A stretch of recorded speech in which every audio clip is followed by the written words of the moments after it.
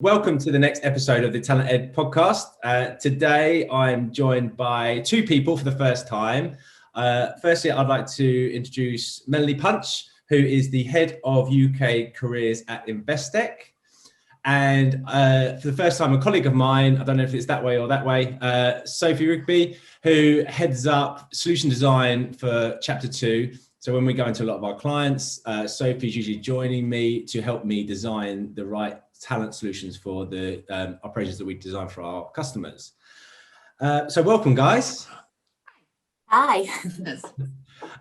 Today, what we're going to talk about is different types of talent models. I'm now, I'd say now not new, relatively new into the industry. You know, I've come from being a customer to being a partner in this world. And we came in as Chapter 2 being the sort of talent acquisition marketing guys that use advertising and marketing methodology to attract talent to in-house talent teams, and we build those talent teams. And what we've noticed is, and what I've experienced is, the breadth and number of different types of talent acquisition models that are out there. Previously, I've kind of I've ring-fenced everything under 45,000 recruitment companies in the UK. But actually, if you take a next level look into that, there are so many different types of offerings that really are quite unique and aren't traditional, and some are still very traditional. And I think there are a number of really amazing businesses out there that are groundbreaking, and that's the world that we're pointing ourselves towards, that are doing some really interesting things, that are combining technology, that are building teams in-house, that are mobilizing teams globally. And what I wanted us to talk about today is what different types of talent models work depending on what you're trying to do in your business. Because one thing I've definitely realized is one size does not certainly fit all when it comes to talent acquisition. And whether you're a startup, a scale up, or an enterprise, or even within those, depending on your strategy, your talent acquisition models can differ hugely. So I want to kick off with a question to Mel, if I may.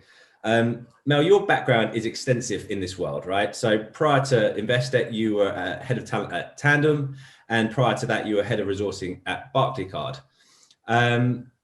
What I'd be interested to know is, when you were sitting at your desk at Barclaycard running the resource team, what did talent acquisition and recruitment look like back then, and how does that compare to today, for example? Yeah, so I was at Barclaycard between 2013 and 2015. Barclaycard recruitment team was the only in-house recruitment team within Barclays. All of the other Barclays teams were actually outsourced to recruitment services or to RPOs. So there were two different RPOs that were in that business. And I often found quite a lot of push and pull around, well, should we be looking at that as well? But we were very protective of our brand.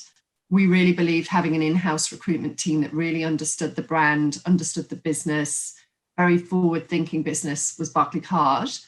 Having an in-house team to promote that brand was really important. And as long as we were making sure that we were delivering, and it was about quality, not just quantity, actually the quality was really, really important. Quantity-wise, the volumes were not huge volumes for Barclaycard Europe, for the consumer side of the business. So it was really important that we were able to deliver the quality. And we felt personally, when we were at Barclaycard, we as a team agreed that actually an in-house solution was the right solution. When I tend to find in bigger organization, when the cost pressures start to come in, that's when people start to think about outsourcing. And that's not necessarily going to get you the best value for your money.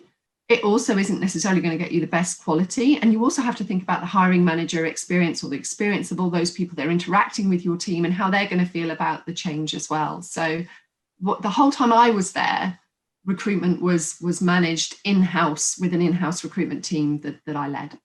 And can you tell me a little bit about what that structure of the team looked like? And Were there resources, talent acquisition partners? How did it look? And were you plugged into an applicant tracking system? What was technology looking like, back then? Yeah, we had Taleo, Oracle system, which was quite clunky at the time, if I'm honest. I know that there's definitely been, since they moved to the cloud, there's definitely moved on the technology. But I was really surprised when I went in 2013. I was really surprised that how each different recruiter had their own trackers. They weren't using the system because the system wasn't as reliable. And trying to just get a stand on how many roles have we actually got live at the moment, what's happening, came in sort of 7 or 8 different versions. So it's really important that we sort of standardized that and looked at how we could, because we were reporting, there's a lot of reporting in Barclaycard, right. Reporting that sort of went off and you weren't quite sure where it went to, but you certainly heard it wasn't what they wanted to see. So I think it was, well, the way that my team worked was I headed up the consumer side of the business. I had recruiters who were dedicated to different business areas, who were business partnering, and then I had coordinators who would help set up interviews. We also had a recruiter who looked after the more exec end of recruitment as well. Okay, brilliant. And so that was a Barclaycard. And you said there was also RPOs that worked in that world. In other parts of Barclays, there were RPOs that were running recruitment, yeah. In other parts of Barclays. How did, in your view, because I've got a belief in when you've got an in-house team, it's there's nothing better than really having a team of people that think, live, breathe your personal business values. Right? There's nothing more like an alignment of an in-house team. That comes with its issues sometimes on scalability. So something that you alluded to earlier that I think a lot of businesses are going to relate to is, when there's cost-cutting measures. I think with the latest coronavirus pandemic, a lot of businesses would have probably seen the in-house talent acquisition world quite significantly decrease. I mean, we've always talked, and I've seen a lot of stuff on LinkedIn about recruiters finding it hard and recruitment businesses finding it hard. But actually, taking another lens on that to the in-house talent acquisition teams, if businesses aren't acquiring talent, then you've got these talent acquisition guys who are just seen as a cost on the P&L. They're going to be, the first to go, frankly. So I'd imagine, looking at, some of the, enterprises that in your colleagues and peers you might know in the industry, they might have lost a lot of their teams, and hopefully they're looking to scale back up again. So how has that looked? How does like what you had back then compared to what you've seen today, and how you've scaled the business through the pandemic? So I've gone through the similar challenge and had to make some really hard decisions last year where we had to reduce the number of heads within my own recruitment team, which was incredibly difficult. And at the time we had a small or a mini RPO who were on site, who I also obviously had to let go. They were supporting on the tech side, and it is really hard to be able to have to make those decisions. I think what the tech RPO, having a tech RPO on site for me then allowed me to think about, well, actually, I have to have fewer conversations with my own internal team, because actually I made a conscious decision, probably not knowing there was a global pandemic, heaven forbid, but I made a conscious decision to build some flex into my team. And I think that's exactly right, yeah. Right, so that I'm not having to, business numbers ebb and flow. At Barclaycard was the same. Every 6 months we had a vacancy freeze, and the teams would get really involved in projects, but they weren't necessarily doing as much delivery. And then when I came in Investec as well, we've had roles where we've had huge volume all of a sudden. They've sort of, we don't necessarily have vacancy freezes, but the numbers are quite hard to gauge sometimes. Yeah. And we had a significant need to ramp up in technology. And rather than bring in a number of different recruiters who could work for me in my team, be fully embedded and a permanent member of staff, it actually made sense to bring in a scalable solution that allowed me to flex up and flex down. And that was absolutely critical to me, because actually it's fewer conversations that you have to have when the chips are really down. And that is the joy and the beauty of a solution like yours, Leo, that allows you to flex up and flex down when you need to. I think you were massively ahead of the curve there, because Sophie and I have been talking to a number of companies, and the main term that comes in when we're designing our client solutions is elasticity. We need elasticity. I think the biggest learning from the pandemic has been that companies that had their cost base here with a capacity that ebbs and flows, lean into maybe freelance recruiters, they lean into contingency recruiters, or they lean into scalable solutions like ours. Now that cost base has gone to that, and now there's an even bigger curve that they need to scale up and scale into. And it's really, really important. And I think I really respect what you've done, because effectively that scalable solution protects your own people. And the people that have come in to serve your scalable solution are elastic. They know the gig they're in for. They know they can be working on your account 1 minute, but they could be stood down. They'll move on to another account next minute. That's fine. That's what they've signed up for. But your guys are sitting there thinking they're protected, and that's what you've done. You've created a dedicated team internally that is solid at the right level of demand, that then scales up using a solution like Chapter 2 offers. Right? Exactly. Absolutely. And I think it's really important that you're kind of really embed that solution into your business, but that there's enough sort of separation that that they don't go native. Yeah. And they're not, so they're there. For me, when I brought in a solution, it was also looking at, actually, can you help me with the resourcing, the sourcing and the pipelining in the background that the day-to-day recruiters don't have time to do. Yeah. That they've got so many vacancies on at one time that they don't have the time to sit down and actually go and source candidates proactively. Yeah. And trying to get a good TA function is about trying to get on the front foot of recruitment and anticipating the needs of the business and having pipelines of people ready. And so by bringing in a solution that allowed me to start to get on the front foot of that, also helped thinking about diversity. So starting to think about certain pipelines of diverse talent that we wanted to be able to bring into the business on a speculative basis, as well as reacting to a role. So, and I've gone through all of those pieces. I've brought in individual contractors on a short-term basis, and there's pros and cons to all of it, right? There's pros and cons to bringing in somebody on a permanent basis. There's this risk that you ebb and flow, and you have to have conversations, which is not what anybody wants in their team. On the contractor side, again, if it's a short-term contractor, it can be quite hard to get them up to speed in terms of the culture that you're working with. There's the additional costs of licenses and the infrastructure that goes with that. In technology, you've got all kinds of things, Stack Overflow, GitHub, etc. That actually, when you start adding up the cost on top of a contractor, it's like, wow, this.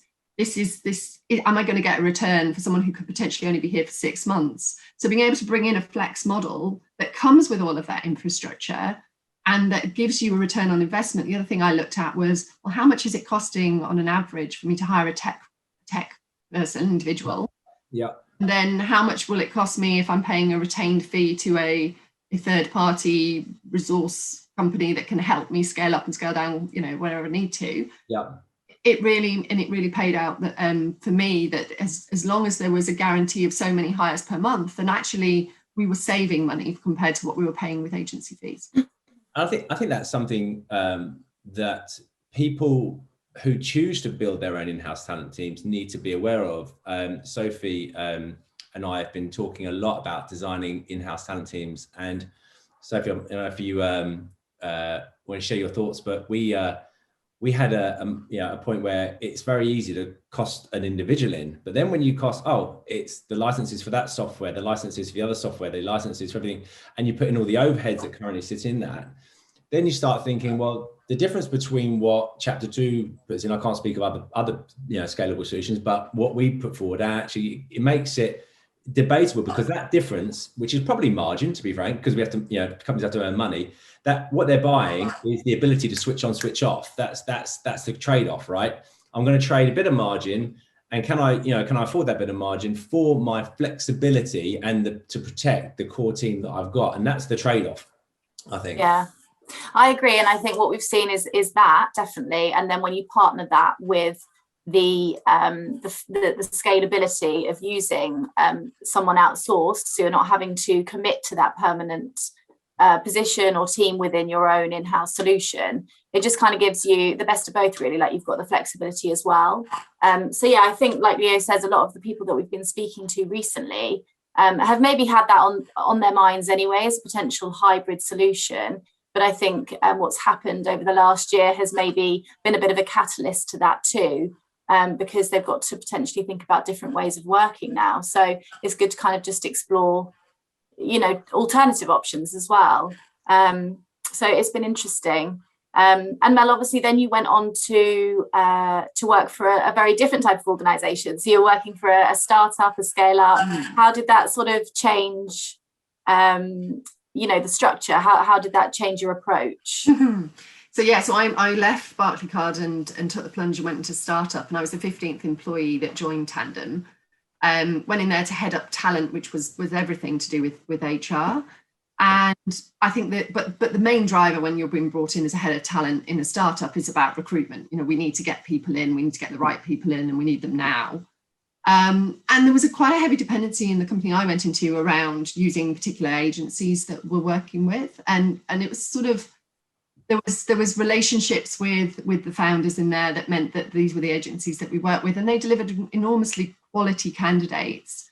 But from a cost perspective, actually, if I had my time again, I would probably look at bringing in a company that could scale up and scale down when I needed to support the recruitment there, because there was sort of sat down. I remember sitting down the first few months, or first few weeks, and then into the first few months, and just looking at the sheer volume of people that we had to hire across everything, your product, marketing, tech, everything that was going commercial. And so it was kind of, how best do I make sure that I'm delivering this, and being mindful of the money that you're spending on traditional agencies. And then a traditional agency actually doesn't necessarily always get your brand, or, you know, when I joined the business, we didn't have a brand, we didn't have a name, we didn't have we didn't have a name, we didn't have a brand, we didn't have any presence, we didn't have a website. So that there was, how do you get an agency to be able to sell that, as well as me, who really understood the concept and what we were trying to do. And so I think with hindsight, I would probably, if I think about the bumps in the road that I definitely encountered by working with different agencies across those different sectors, I think to actually have a team that would have been focused on it, I think it would have probably been more cost effective, in all honesty. And I think it would have probably delivered quicker in terms of what we were looking for. We were able to deliver in, you know, my time, 2 years that I was there, we scaled up to about 130 people. But I think thinking about it, I brought in straight away, one of my first hires was bringing a recruiter to work alongside me. And then slowly over time, we brought in another recruiter to work in tech specifically. But then as we were saying earlier, that then there's all the infrastructure costs that come with it. Yeah. And as an in-house recruiter, you're on the back foot of, or as an in-house recruitment team, you're on the back foot of, right, well, now I've got to make sure that I'm not spending more money on my in-house team as I would be if we were going out to agency. And that, you know, agency fees were quite expensive. So it wasn't likely that was going to happen. But you have to be really mindful that you've not just got recruiters who are just managing agencies, that they're actually able to give value and bring in direct candidates. And that's a really interesting point, right? Because I just want to dwell on that for a minute. You've gone from this massive Barclaycard world where like this infrastructure's there, like tech's probably there, like everything is around you and at your fingertips, to this other next company, which is Tandem, which was like, okay, it's just you, I'm just there, and now I've got to build everything that I've just had at my fingertips this whole time. So yeah, the sort of things that must have been on your mind, because we talk to a lot of scale up businesses, right? They've recently received investment, and the sort of myth that people think is just get a bum on a seat, get a LinkedIn recruiter license and crack on. It's not like that. That's not what you need. What you need is what these businesses need is an infrastructure. So you would have gone into this business, and yes, there, as you said earlier, there are some immediate requirements. We need A, B, C, D hire, right? They're like the immediate fires to put out. And you would have probably, as you say, brought somebody in, get on with that. But what about the most important piece, which is the candidate experience, right? You know, when you bring these people in, they've got to have a sort of blueprint to move through the business. And if they feel thrown around, that's a very poor, what I call a sales process. If I went into, I don't know, Louis Vuitton and wanting to buy something. Because I always relate recruitment to sales and buying something, right? So you go to Louis Vuitton something, you want to get looked after. You don't want to feel like you just been thrown off. Or if I've just got my coffee here, I'll get, there you go, Leah, have your coffee. See you later. So my point I'm trying to make is the infrastructure in these scale ups in the business that you've got into is as important as the ability to attract the talent, because you can attract the talent, but if they have a poor experience, they're going to say this is not for me, and you're going to lose the good talent through the process. Yeah, and you can use technology to be much more effective and operationally effective in delivering. I mean, I'm a huge focus on employee and candidate experience, and we used to do little touches like we'd take a cupcake into a room for a candidate and things like that, but you've got to get them in the room before you can do that. And actually the experience starts as soon as they see a role or they're applying, and they're applying to a company that they don't even know, doesn't have a brand presence. It's quite hard to then be able to sort of reflect, what does that experience look like? Yeah. And technology definitely enables that. Barclays, we had Taleo recruitment system. As I said, it was a bit clunky in places and not everybody used it. And I think every role I've ever been into, there's always been that kind of beating the drum of like, we really need to be consistent in the way that we're using technology. Yeah. When I joined Investec, where I am now, we also we had Taleo. Again, not everybody was using it. And we worked with Taleo to see if we could improve it and enhance it, but it's a slightly older version. And we ended up putting in a new recruitment system in place. But we built that not from a cost perspective. We built that recruitment system based on recruiter experience, candidate experience, and hiring manager experience, and making sure that we had that focus exactly as you said. So you're plotting through the story or the journey. Yeah. That a candidate is going through, but also you're plotting through the journey that the recruiter is going through and that the hiring manager is going through. So it was about user experience as opposed to just having a system. When I was at Tandem, we didn't have a system to start with. So you've got it was pre-GDPR, thank goodness, but you had CVs flying around all over the place. You had spreadsheets with names on tracking it, trying to work out where you're at with different roles. We made things more complicated than they probably needed to be had we invested in a system or in a company that had in an infrastructure. So like I said, like bringing in a chapter 2 that has that infrastructure that comes with it, that can kind of manage all of that for you and know that it's, you've got a good process in place. Yeah. And again, I think Sophie might be able to share some of her experience on this, although Sophie's very new into this industry, but has had a fresh pair of eyes on this. And I think taking your Tandem experience as an example, and a very similar example that we take when we go into scale-up businesses. When we talk to scale-ups and we talk to enterprises, they're very different conversations, and people think it's just about the point I want to land is it's not as easy as just throwing a body in, giving them a LinkedIn recruiter license and saying crack on. Just expecting them to go for it. No. If a client wanted that, I'd be like, go get a freelancer and do that and do it yourself, because we're not going to add value to the process. The conversations, when we talk to like scale ups, it's about building them a talent acquisition infrastructure that when we walk away, it still stands up. So our engagements with scale ups are generally like 6 months or a sprint of hires or 9 months, because what they really want is they've just taken an injection of capital. They want to focus outward on the business, and they need an entity set up in their company. So what we'll generally do is we'll go in there and yes, we'll deal with the immediate requirements, but also we'll design them a talent acquisition department with all of the pathways that the candidates will go through. Yeah. I agree. I think when we've been speaking to a lot of the scale-ups and startups, they like Leo said, they've received this injection of cash, and then they've got an end goal in terms of where they need to get to in their scaling journey. But they may have some experience or they may have no experience in what it actually takes to get to that point. And obviously coming into a new industry and learning it and having a fresh pair of eyes on it, what I think a lot of people misunderstand, including myself, was, there's a job at the end, but actually there's a huge candidate journey and experience to get to that point. And I think you said that, Mel, like that's really important to you. And I think that really hits the nail on the head, that there's a lot to be done in that journey to get to that, to get to that hire. So yeah, that's been certainly a revelation for me, and I can see the importance in it. And I think when you've got a big enterprise, they might be there or they might nearly be there, but certainly with the scale ups, it's, you know, they might just be starting out on that journey. So that's where an external RPO or whatever it might be could come in to support with that. But then, and that's on the scale up side, but then you take the enterprise and it's different, right? Because there is pretty much definitely going to be an infrastructure already in place. So it's about adapting to that infrastructure. So we'll go into a clients and they'll definitely be, you know, from the enterprise side, there'll be an ATS probably in place already. Okay, so we have to adopt that and manage that. There's an employer brand career site already set up. There's probably a fairly robust in-house team there already that we're there to support and scale up and down. So what our role is then to do is to provide that ability to take the weight off and be that pressure release valve within the team, but immediately plug into well-established processes, but then offer recommendations for improvement. So exactly.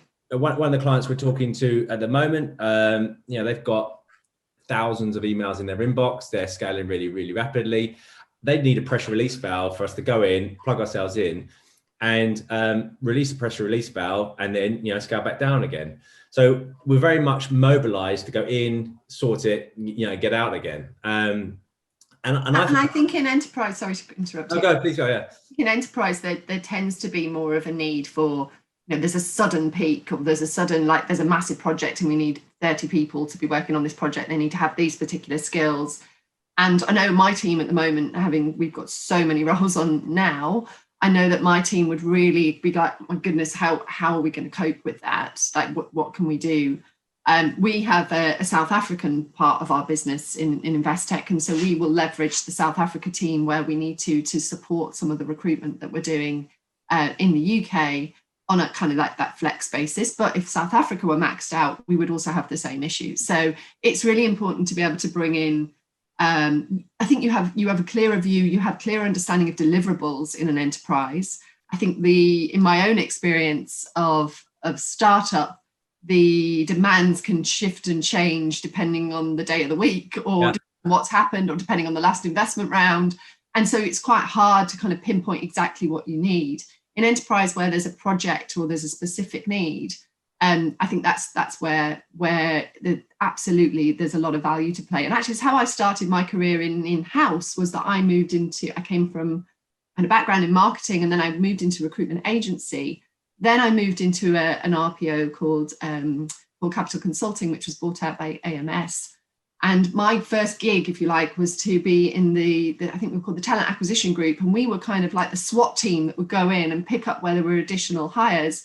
My first was 36 credit controllers in Reading who spoke multiple languages. I mean, you know, I had no experience in that space, but the experience was having the bandwidth to focus on it and allow the team to do what they needed to do so that I could get on with that. And so that I've always been a fan of that, kind of being able to flex up and down in the model. I want to flip into a new area. And it's a direct question. Answer it tell me I'm wrong, or tell me your response to this. But why does recruitment have such a bad name? Why does it work? Why does recruitment or recruitment agencies have such a bad name? Because there's a lot of them. Yeah. So it's a diluted market. And there are some really good recruitment agencies out there who I actually not such fan of the word recruitment agency. So if I work with a recruitment agency, I deliberately call them a partner that we work with. But there are also a lot that you don't have to be, it's not a regulated business, recruitment, right? And you'll see there's lots and lots of companies that set up because they think the skill of recruitment is just knowing people in the market. Yeah. And so I think it dilutes the proposition of the quality of a good recruitment partner. Yeah. A good recruitment partner will really get under the skin of your business, understand your brand. I have to say, and one of the biggest challenges I found in Investec is a good recruitment partner also respects the process of the in-house team. For me, if the one thing I don't want is to work with high maintenance recruitment partners who go and speak to managers and chase, for feedback through managers when actually I've got a team that's managing that. One of my biggest issues And everywhere I've been has been that, really, in the sense that people pride themselves, or agencies pride themselves on a relationship they have with a hiring manager, and therefore they try and abuse that relationship to get their candidates through quicker or undermine the process. The amount of time I've spent in my life giving feedback to agencies to try and remind them of what that process looks like. Yeah. And so I think, in a way, when you're thinking like that, it's like, well, do I really want to be dealing and spending my days giving feedback to people who I really should trust to do what they need to do and respect the process? Or do I want to kind of have my own team focus on it? It's much easier for me, and I have a better control of things if I've got my own recruitment team focusing on direct hiring and knowing how, and we're also getting a lay of the land. Then you're getting a sense of how people are responding to a brief from Investec. If it's Investec, a brief from Investec about this particular role, you're getting a sense of the market. But that's not to say there aren't good recruitment agencies out there or good recruitment partners out there. There absolutely are, but there are a lot of them to be able to find those golden nuggets, if you like. Yeah, no, that's interesting. I had a bit of a realization recently. So I've always been in the business of building and designing solutions for clients, whether it be in the design agency or creative world or in the talent acquisition world. And so when I addressed this industry, I was all about going into the client and designing a solution that solves their problem, whether if you're a larger enterprise, your problem is scalability or elasticity, and we design a solution that plugs in and scales up and scales down, can ebb and flow. Or if you're a scale up, you've got no infrastructure, you need a rapid response to come in, someone who's done it before, bring their kit in, toolkit in, design and build you something, and then if you want them to, move out when you're done.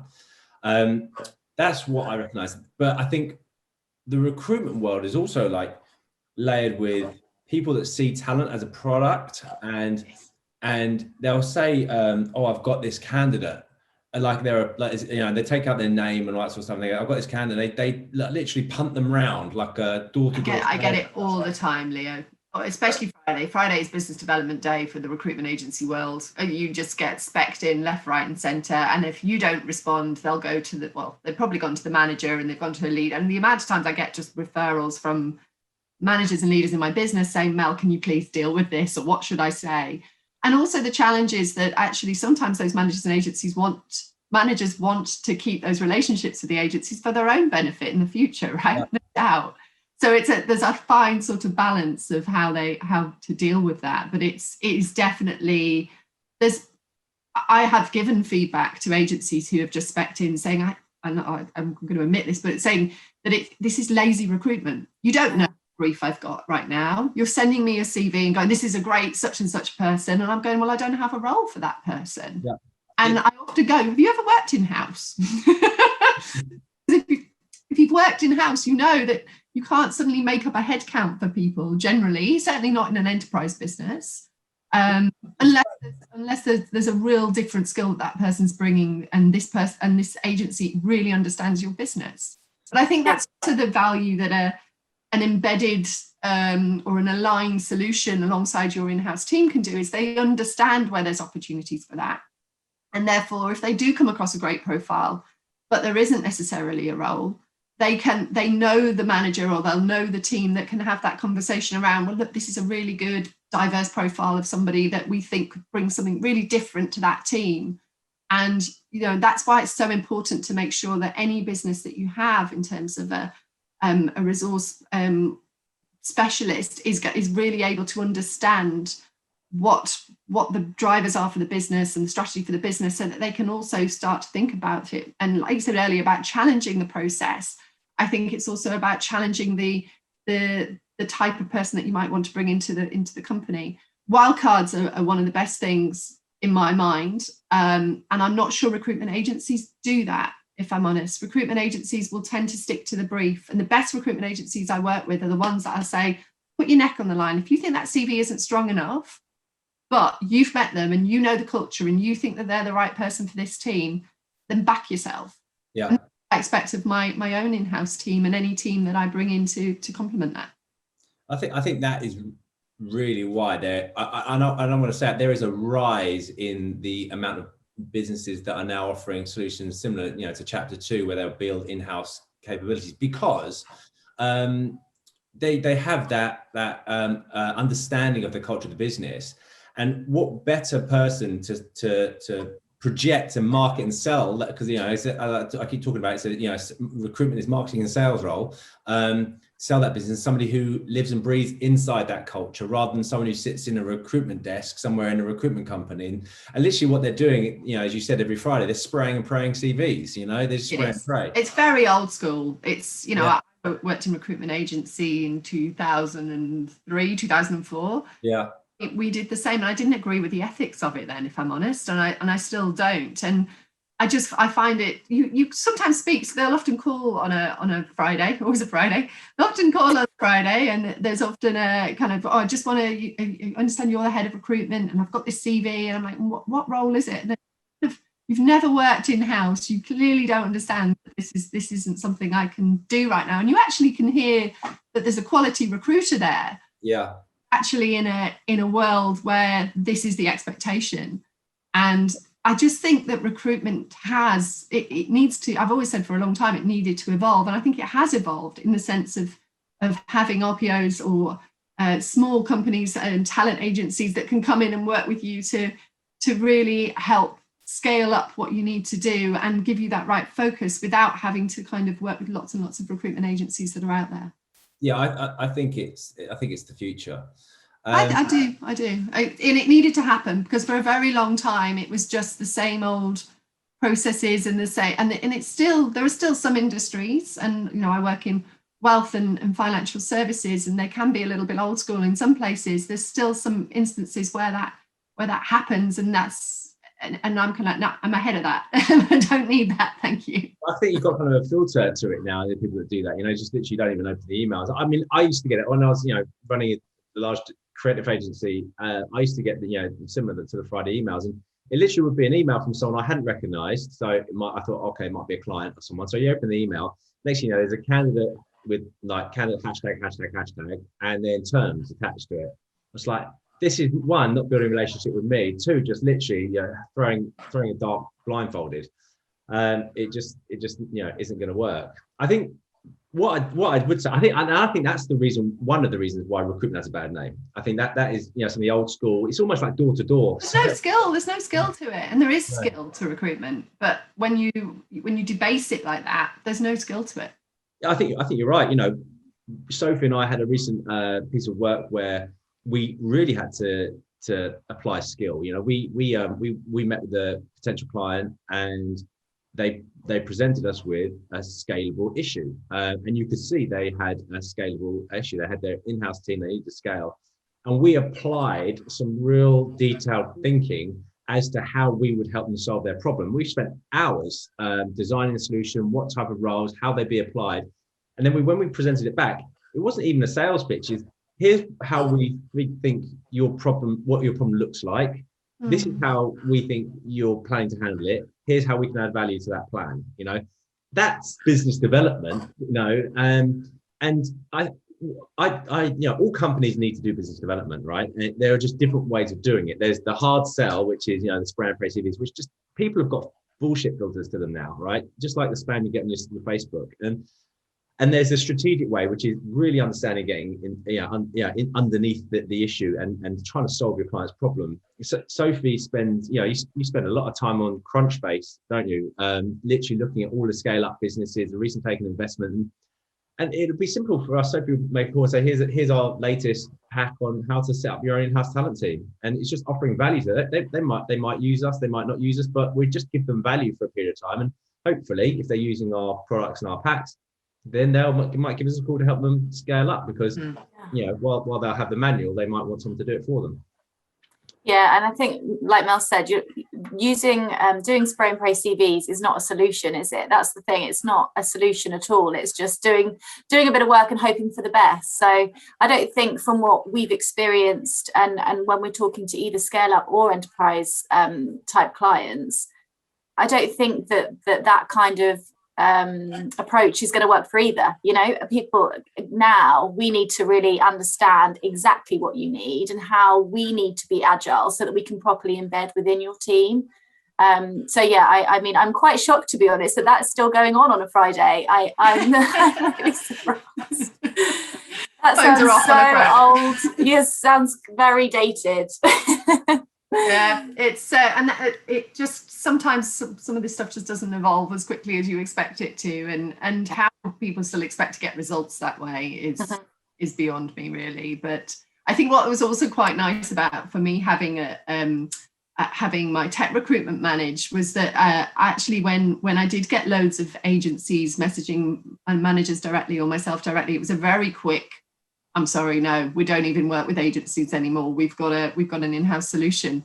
And actually that really helped with managers, because historically managers would come to you and go, oh, well, there's this agency and they've got this great candidate and I've just kind of gone on, I've kind of spoken to them and I'm going to set up an interview. And you're like, no, please don't. We haven't got preferred terms in place. You know, exposed us. It really exposed us. And actually you go back to the manager and go, well, no, you've already invested in this solution, so we've got to make this work. And it was a very quick conversation rather than the back and forth of why and why not, which also takes up a lot of time within the in-house function. You spend a lot of time having those conversations. And talent acquisition is, as we've talked about a lot today, broader than just hiring someone, right? And it's even broader than building out the candidate experience. One of the things that we've experienced, and our model leans very heavily into the talent acquisition, talent advertising, marketing side of things, is when we go into these businesses, it's not just about actually once you've got the candidate in, that candidate engagement, it's about how you get them in, how they come and apply. Because some businesses that we've worked with have got the most amazing brand, and as a talent acquisition business that we are at Chapter 2, I would turn around and say, actually, if we're going to go out to market, I would rather use your brand to do that rather than my brand, because we will obviously do our own hunting and searching and stuff, but your brand is a lot bigger than our brand. Fairly, you have 2,000 people globally. You've been around for 10, 15 years longer than us. You've got this brand that's sitting there. People are aware of it. I think, and for longevity, we should be using your brand to acquire the talent. So again, recruitment goes beyond, talent acquisition goes beyond recruitment, because also it's the employer brand and content side of things that lures people in and brings them in, and how you curate that content and have that audience and that relationship with people over a period of time that might not hire this month, next month, 6 months, but they'll be aware of you at that period. They want to start looking and engaging with you. They'll come, straight in through your front door, not our front door. And that makes, what I like to work with clients that buy us because we are on merit and we add value, not because we've got all these candidates here that you can't see, and we're the value because we have the candidates and it's our database. That's, again, recruitment old school, talking about databases and stuff. I used to get pitched so many times, like, we've got a 1.4 million database. We've got, 300,000 people in our database. Like, not being funny, that, especially the rate people move and with GDPR, that is aged within 3 months anyway, I think if I was to bring in, or when I have brought in a company to work alongside my own team, absolutely, they are part of my team. They come to team meetings. They are the brand, and they need to. One of the first things you've got to do is get them up to speed on what is the brand, what's the difference, what's the USP in terms of how you're selling Investec to any other bank or financial services business. And getting them to spend time, there's a bit of investment of time, right? You need to invest a bit of time in them, getting them to shadow calls with your current team, understand how you sell the brand. Every company I've ever worked in has got a different way of pitching their brand and selling their brand, and even in the use of language of how you address people or speak to people. Investec is fairly informal. We're very entrepreneurial. It's very important that we get that across at the first stage. Yeah. And so that's absolutely, as a leader in in-house recruitment team, the first thing I want to do is really make sure that they understand that they get an Investec email address. They are an Investec recruiter, as far as I'm concerned. They're just scalable. Mm-hmm. So they may be there while I've got this particular project on, but then I might bring them back if there's another project. But they're there to do a role for me. But it's really important that they understand the environment, the context, and the culture of where they're working. Absolutely. So we've talked a lot about the different models. So in summary, we there is a massive shift in what we term recruitment and talent acquisition, and there is definitely a rise in scalable solutions that plug into companies like Investec and others. I think they have different specialisms. We are specialists in creating content and embedding our team within our clients to do talent acquisition and create the content to increase the flow of people coming into the business.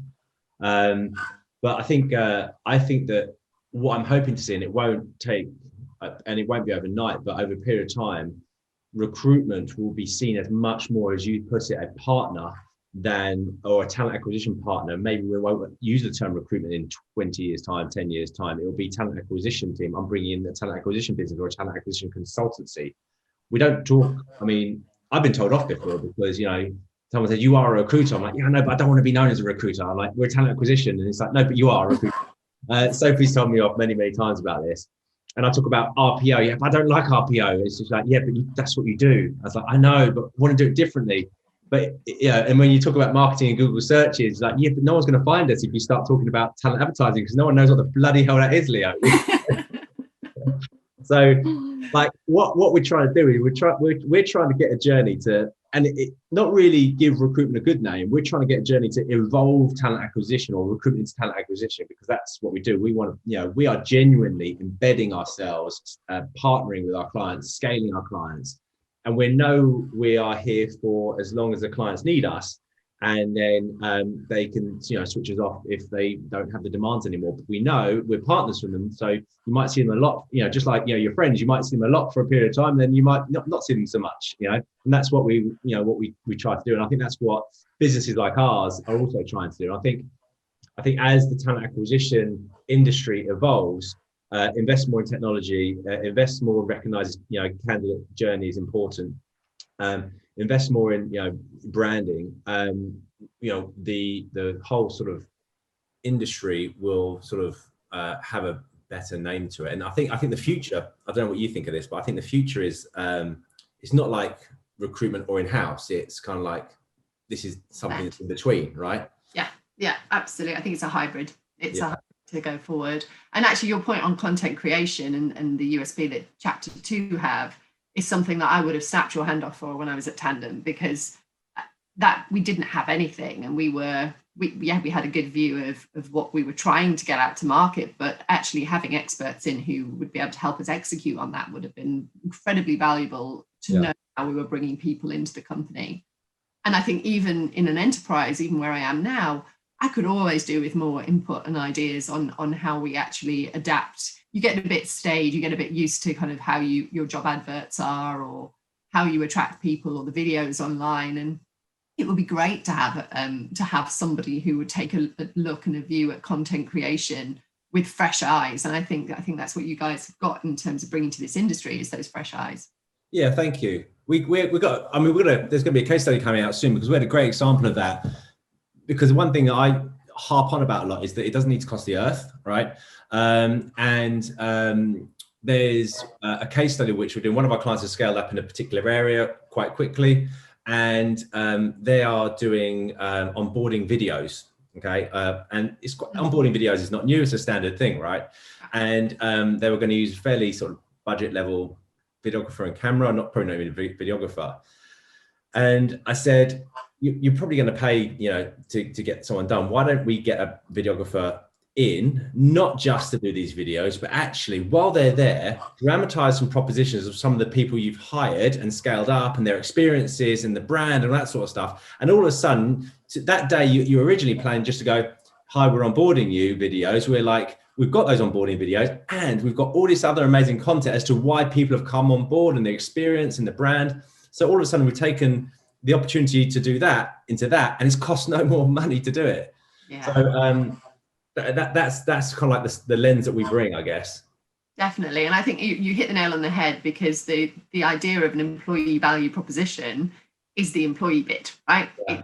What's the experience of somebody who is an employee in that company? It's not what is it to it's great to hear what the CEO's vision is and the view and other senior people in the business. But what I want to know as an employee, or a future employee, or a candidate, is what's it feel like to be an employee in your company? And I think that's quite simple, but quite hard sometimes to execute on. So I think it's a great way to look at it. I think I'm on a mission. I haven't seen one yet. I've seen some pretty good examples, but when you think about career content and you think about career sites, I reckon, this is a bold statement, 95 to 99% of career sites are vanilla. They don't excite me. And I always get asked the question by talent, people like yourself, Mel, who they ask me a really blunt question. What do you think of our career site? And I'm like, oh man, how do I answer this politely? If I'm too soft, is he going to think that I'm not bold enough? If I'm too hard, did he do it personally and I'm going to insult him? It's or her, I say him because it actually happened with a guy we spoke to last week. And I try and play this path, which is, it's okay. And you politely say it's rubbish. But 99 of those, when I say vanilla, they do the job, right? They do the job. They articulate what you want to articulate. They're on brand. They generally have diversity and inclusion covered. They've got all the forms on there. The integration with the applicant tracking software is generally good. I've seen some horrible iframe windows, which are horrific, that link into Workday and whatever. But I think most of them have the bases covered. I'm yet to see something that reminds me of an ad campaign that I've never forgotten, like a gorilla playing the drums that sells chocolate, Dairy milk. Yeah. So I saw one yesterday, and it was very simple, but it had loads of content. It was very specific to different types of job roles within the company. It brought, women in tech in. It was very simple but so effective, and it really stood out. Really stood out. Who did it? It was Peak, actually. It was chatting to Lorenzo. It was definitely, they'd gone that step further, and if you were a potential candidate looking into their world, you would absolutely have really understood, and I would have said been intrigued to know more, definitely. Well, on that note, Peak are joining us on our webinar coming up in a couple of weeks' time, which is going to be great. So Lorenzo's joining us on our webinar to talk about exactly kind of this point. If you're a scale-up who just recently received an investment or a series, a round of funding, how do you scale up? What models do you use? Do you do it yourself? Do you not do it yourself? Do you rely on recruitment? Do you rely on partners?